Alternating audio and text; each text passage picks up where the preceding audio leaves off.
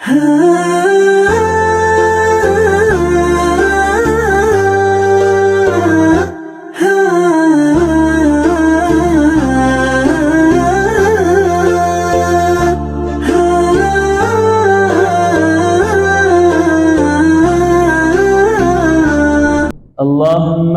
salli wa sallim wa barik ala habibina wa maulana sayyidina Muhammad sallallahu alaihi wasallam wa ala alihi wa sahbihi wa man tabi'ahum bi ihsanin ila yaumiddin.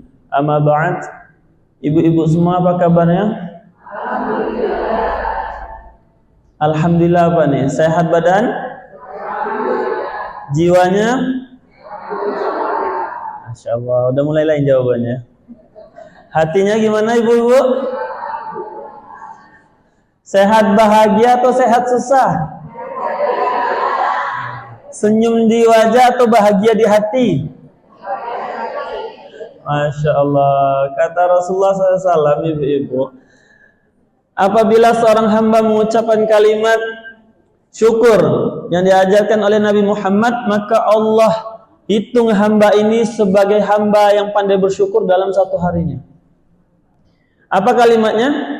Alhamdulillah bi ni'matihi tatimus shalihat. Sudah hafal semua? Loh, barusan kan sudah hafal. Alhamdulillah bi ni'matihi tatimmus shalihah. Sudah hafal? Masya Allah. Ini yang hadir sini muda-muda semuanya? Masih, alhamdulillah, Masya Allah. Semangat dan jiwanya yang masih muda, betul? Betul. Kalau dibilang tua nggak terima? Ya. Masya Allah. Sekali lagi ya ibu-ibu, alhamdulillah bi ni'matihi tatimmus shalihah. Sekarang bareng-bareng 1, 2, 3. Alhamdulillah bi ni'matihi tatimmus shalihah. Allahu Akbar. Masya Allah, ini baru tanda semua muda-muda semua langsung hafal. Masya Allah, nggak sampai 5 menit, nggak sampai 2 menit langsung hafal. Alhamdulillah. Artinya itu ibu, alhamdulillah, segala puji bagi Allah Subhanahu wa taala. Bi ni'mati, dengan semua nikmat yang Allah berikan, Allah sempurnakan sampai saat ini. Allah berikan sehat, kita masih bisa bahagia. Allah berikan kita kesehatan, masih bisa ibadah. Kemudian tatimmus shalihah itu adalah satu kalimat yang Allah sempurnakan dengan kebaikan. Nikmat yang Allah berikan kepada kita itu bisa kita gunakan untuk kebaikan. Artinya itu ibu. Kemudian betapa banyak hari ini ibu orang-orang kaya nggak bisa senyum. Banyak nggak? Banyak. Karena Allah mampu mengambil kebahagiaan seseorang tanpa mengambil hartanya. Allah mampu menghinakan raja tanpa mengambil kerajaannya. Allah mampu memuliakan orang tanpa memberi kekayaan. Allah mampu membahagiakan seseorang tanpa mengangkat penyakitnya. Dan Allah mampu membuat ibu-ibu tetap cantik walaupun usia sudah tua. Amin. Dan Allah lebih mampu membuat ibu tetap sehat walaupun usia ibu sudah senja. Sudah senja atau masih subuh? Senja. Bukan subuh ya. Jamnya yang sama, jam 4, cuman beda terang sama gelap.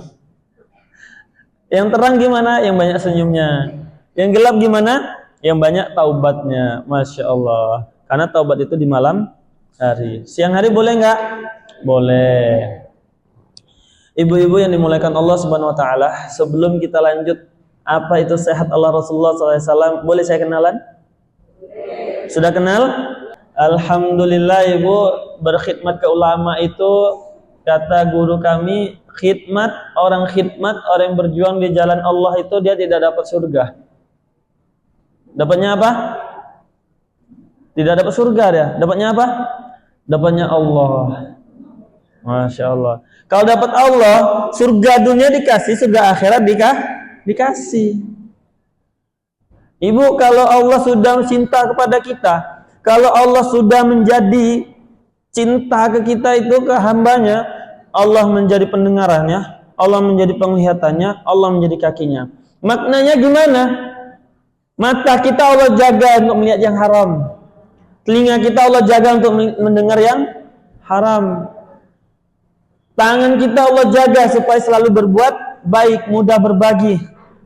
Bukan mau terima aja, tapi senang berbagi.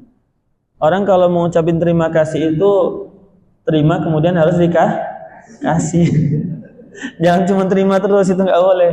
Terima kasih itu ya, kalau kita nerima harus ngasih. Itu namanya terima kasih. Kemudian menjadi kaki kita tuh Allah jaga kaki kita supaya tidak melangkah di tempat-tempat yang Allah murkai. Selalu Allah ringankan dada hati kita itu untuk melangkahkan ke tempat yang Allah ridhoi. Itu kalau Allah sudah cinta ke hambanya, Ibu. Mau dicintai Allah, Ibu? Rindu dengan Rasulullah? Rindu? Yang rindu dengan Rasulullah coba angkat tangannya dulu. Angkat tangan yang tinggi-tinggi. Yang angkat tangannya semoga kelak Allah jumpakan dengan Rasulullah. Allah berikan syafaatnya Rasulullah. Kemudian Allah berkenankan Rasulullah mengakui kita sebagai umatnya. Amin. Sekarang angkat tangannya lagi, angkat tangannya tinggi-tinggi. Yang mau sehat angkat tangannya tinggi, dadah gitu. Masya Allah, Ibu. Ini tanda bahagia semua ini. Siap untuk belajar, Ibu? Siap. Sama-sama kita belajar ya, Ibu.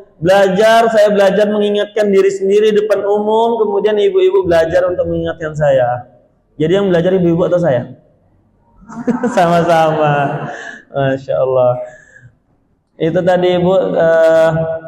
Saya lulusan dari Pondok Pesantren Darus Syahadah Simo tahun 2016, kemudian dilanjutkan pesantren tahfiz di Riau, di Rengat. Dari Pekanbaru, kotanya Riau itu masih 5-6 jam perjalanan. Kemudian selesai itu saya ke Malaysia untuk mendalami Tibbun Nabawi, mendalami pertanian, perikanan, peternakan semuanya. Itu bersama Allahyarham almarhum Tuan Haji Ismail bin Haji Ahmad. Ada yang kenal? Yang disebut dengan Pak Haji, pendiri daripada HPA Internasional. Kenal? HPA Internasional tahu? Tahu. Nah, pendirinya adalah almarhum Tuan Haji Ismail bin Haji Ahmad. Beliau punya pondok pesantren di Merapi. Nama pondok pesantrennya adalah HPA IC. Ada yang tahu ya? Itu adalah salah satu pondok pesantren pelopor Tibbun Nabawi terlengkap. Gitu.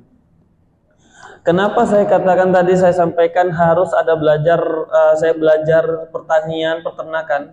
Sebab ibu kita tidak diizinkan untuk meracik herbal sampai kita tahu bagaimana cara nanamnya. Kita tidak diizinkan bagaimana meresepkan orang sampai kita tahu megang cangkol. Kita harus tahu tanah itu, tanah apa yang subur, tanah apa yang gersang. Tanah apa yang kelihatannya subur tapi nggak bisa ditanami. Sampai harus itu tahu. Dan kita nggak diizinkan untuk menyampaikan ikan ini boleh dimakan, ikan ini boleh dimakan kalau belum kita nyemplung ke dalam kolam. Bukan berenang ya. Tapi kita sendiri yang merawat ikan tadi itu. Supaya ikan itu cepat besar dengan cara organik seperti apa? Supaya ikan itu nggak bau lumpur, supaya ikan itu tetap manis ketika dibakar itu makin banyak keluar lemaknya itu gimana? Itu semua harus paham sebelum kita menyampaikan makanan yang thayyib, makan yang halal. Semua harus dari awal. Kemudian Ibu, peternakan itu kita harus paham sebelum kita menyampaikan susu kambing mana yang bagus, kambing apa yang bagus, kenapa nggak boleh minum susu sapi. Itu kita harus paham bagaimana cara beternak, baru kita boleh berbicara. Jadi Ibu, kalau untuk detail saya CHT itu sebenarnya hanya detail untuk formalitas. Itu bukan sertifikat hipnoterapi ya. Oh, pasti banyak googling kemudian, oh ustaznya ahli hipnoterapi. Bahaya nanti sini. Enggak, itu bukan hipnoterapi. CHT itu adalah sertifikat holistik terapi. Bedanya di holistik. Holistik itu seluruhnya, nggak ada terkecuali. Mulai dari tumbuhan, hewan, manusia harus bisa nerapi. Kemudian poin paling penting Ibu, kami kenapa harus diajarin itu? Supaya kita muncul rasa feel sayang merawat si pasien. Sebab sebagian kesembuhan itu datang dari kenyamanan. Ibu kalau sudah ditakut-takuti ketika didiagnosa, ibu ini harus operasi, ibu ini bentar lagi mati, itu cemas atau bahagia? Cemas. Coba kalau dibilang, wah ibu ini calon orang kaya ini, itu langsung senang itu, senangnya luar biasa. Nah itu harus dibangun. Bagaimana kami cara bangunnya? Maka kami nggak boleh merawat manusia dulu sebelum kita bisa merawat tumbuhan dan hewan.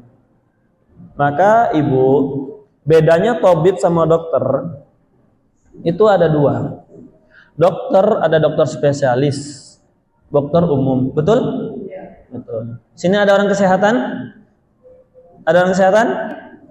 Kalau ada, alhamdulillah. Kalau nggak ada, lebih alhamdulillah lagi.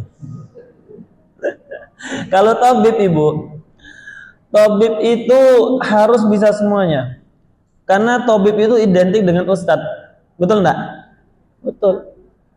Kalau udah berdiri disemangatin sama orang, oh ini tabib. Berarti kalau ada orang konsultasi masalah kesehatan rumah tangga harus bisa. Kalau ada konsultasi masalah kejiwaan harus bisa. Kalau ada konsultasi masalah hewan ternaknya harus bisa. Kalau ada petani konsultasi gimana cara tanamnya biar subur harus bisa. Wah, serba bisa Ustadz. Itulah tabib. Habib sama tabib itu cuma bedanya satu aja, T. Kelewatnya T aja. Jadi kalau dipanggil bib itu bukan berarti Habib. Bisa jadi dia tabib gitu ya. Masya Allah. Ibu-ibu, sampai sini kita perkenalannya. Insya Allah kita akan masuk ke materi yang namanya adalah SAR. Apa itu SAR? Sehat ala Rasulullah Sallallahu Alaihi Wasallam. Ini ada spidolnya ya. Yang pertama ibu, kita akan kenalan yang namanya sehat ala Rasulullah. Sehat ala Rasulullah itu apa? SAR. Sehat ala Rasulullah. Sehat ibu, sehat jasmani atau rohani? Dua-duanya. Nggak mau satu-satu? Banyak duit tapi nggak bisa makan enak. Mau? Ibu dikasih uang 1 triliun tapi besok pagi nggak bisa bangun, mau? Terus alasan apa lagi kita nggak bersyukur kepada Allah dengan semua sudah diberikan tapi kita masih bisa makan enak, masih bisa bangun, masih bisa bicara? Bukankah bulan Ramadan tahun lalu ada kawan-kawan ibu yang hari ini sudah di bawah tanah? Banyak. Tapi Allah masih berikan ibu di atas tanah. Jangan bangga, bisa jadi esok kita yang di bawah tanah. Betul? Betul, walaupun usia ibu lebih tua daripada saya, bisa jadi ibu lebih dulu daripada saya. Astagfirullah. Sehat ala Rasulullah, sehatnya itu adalah sehat jasmani dan rohani. Sehat jasmani dan rohani.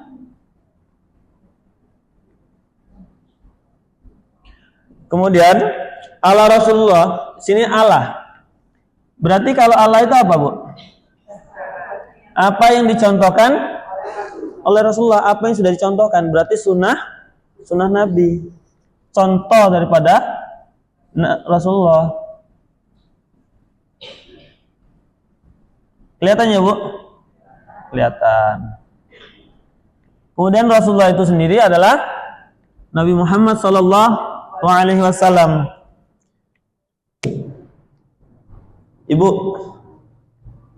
Ibu semua baca Quran enggak? Baca Quran? Ada yang pernah membaca surat Al-Baqarah? Baca semua ya? Masya Allah. Yang tadi baca Quran kan, tilawah kan? Masih pegang Qurannya? Masih. Kalau yang di HP masih ada HP-nya? Masih. Ada yang udah hilang HP-nya?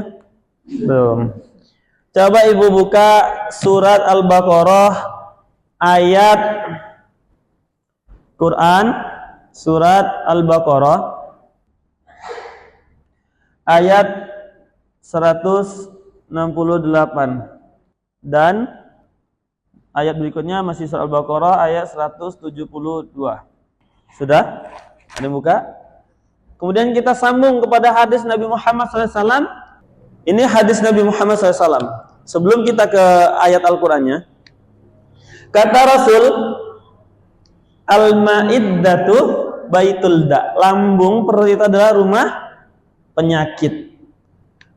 Di dalam Al-Baqarah ayat 168, ya ayuhan nas kulu mimma fil ardi halalan thayyiban. Betul tidak? Wala tattabi'u khutuwatis syaitan innahu lakum aduwwum mubin. Kemudian di 172-nya, ya ayyuhalladzina amanu kulu minat thayyibat. Kalimatnya yang di 168-nya 168 pakai seruannya an-nas, ya ayyuhan nas. Betul ya? Yang di 172-nya ya ayyuhalladzina amanu. Orang yang beriman. Kalau manusia itu umum enggak sifatnya? Laki-laki perempuan disebut manusia enggak? Beriman dan kafir manusia bukan? Manusia. Orang Jawa, orang Sumatera manusia bukan? Manusia. Tapi kalau disebutin orang Jawa, dia orang Sumatera bukan? Bukan. Kalau disebut orang Bugis, dia orang Sunda bukan? Bukan. Tapi kalau udah nikah jadinya Sugis. Sunda, Bugis. Manusia, kalau dia sudah beriman kepada Allah, naik statusnya menjadi beriman. Ya ayyuhalladzina amanu. Kalau seruannya manusia umum, kata Allah, kulu mimma fil ardi, apapun yang ada di bumi ini, di bawah bumi, di atas bumi, di atas tanah, kemudian di atasnya bumi itu boleh dimakan. Kalimatnya apa? Minal halal. Kalimat pertamanya adalah apa, Bu? Halal. Manusia masih diperuntukkan standarnya adalah halal. Halal, Ibu.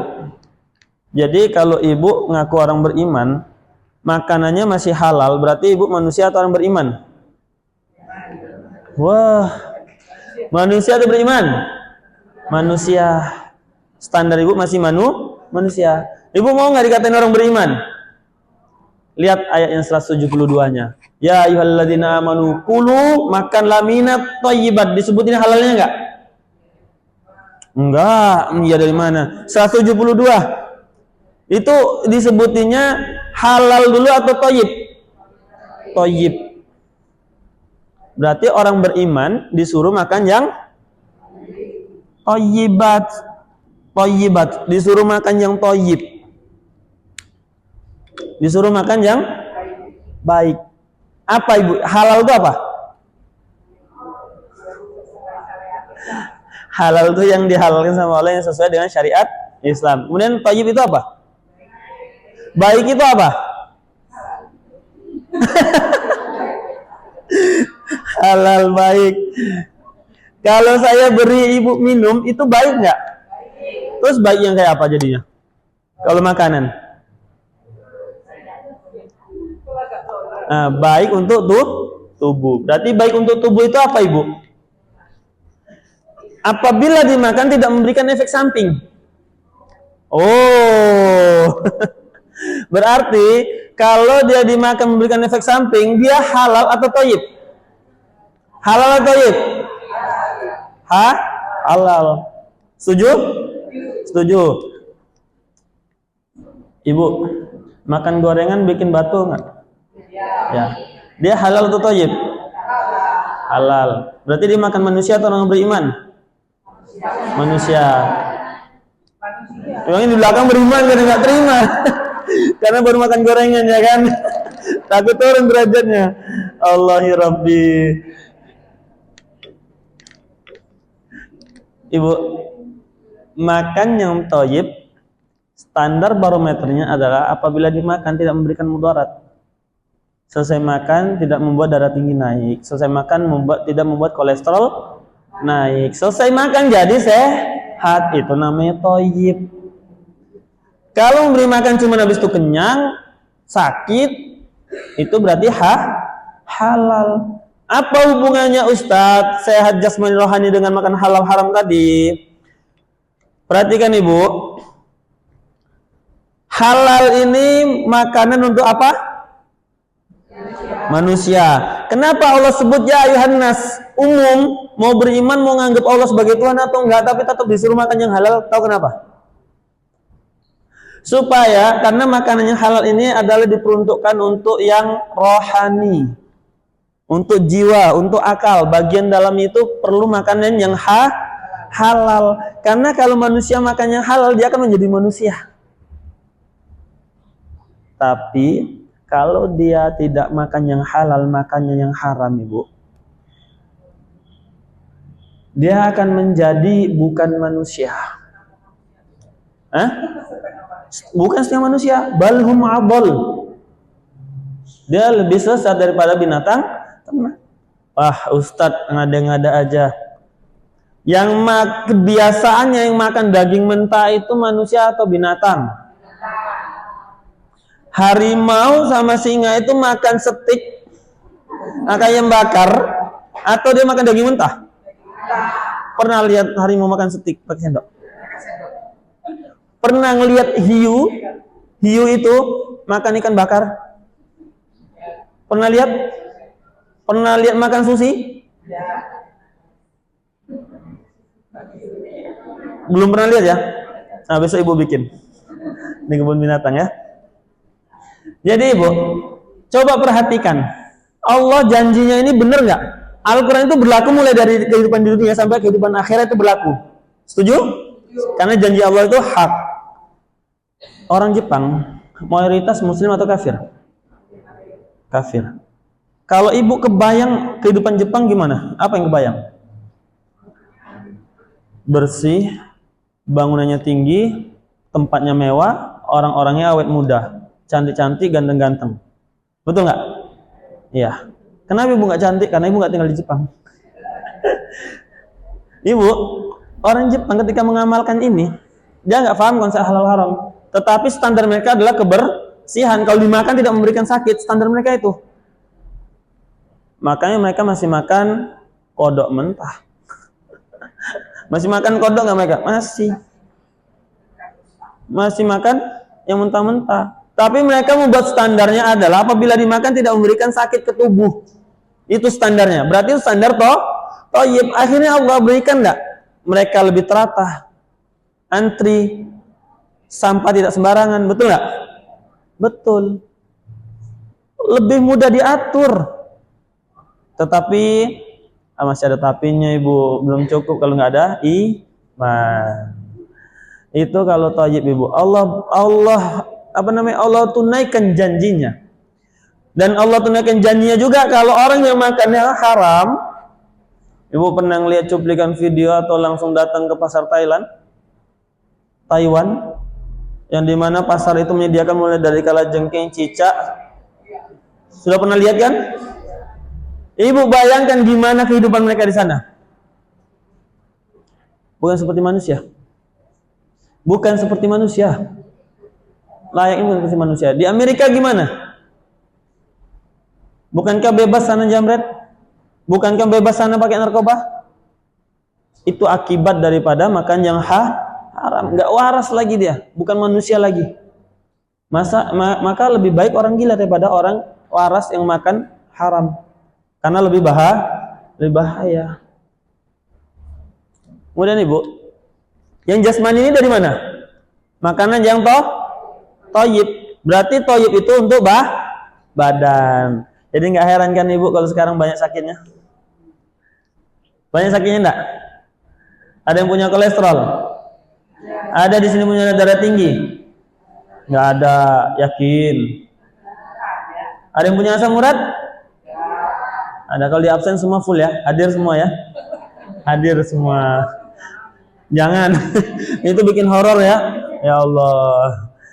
Ibu, kalau makanan kita makan yang thayyib, kemudian perilaku kehidupan kita seperti apa yang dicontohkan Nabi, insya Allah kita akan awet muda. Jasmani berarti makanannya apa? Thayyib. Nah, sekarang kita masuk yang ke contoh Nabi. contoh Nabi itu Ibu, contoh Rasulullah SAW itu yang pertama ada di pola hidupnya Nabi Muhammad Sallallahu Alaihi Wasallam. Pola hidup itu yang pertama mulai dari tidur sampai bangun tidur lagi. Satu, berarti pola tidur. Yang kedua, pola makan Nabi Muhammad Sallallahu Alaihi Wasallam, makannya. Yang ketiga, gerak Nabi Muhammad Sallallahu Alaihi Wasallam.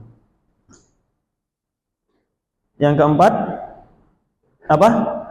apa yang dikeluarkan oleh Nabi?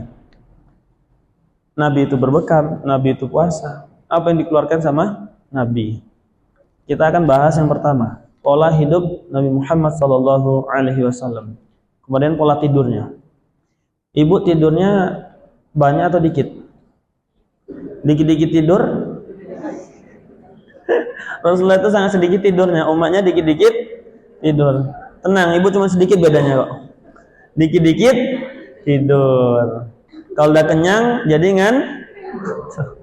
ada yang kayak gitu? Ada.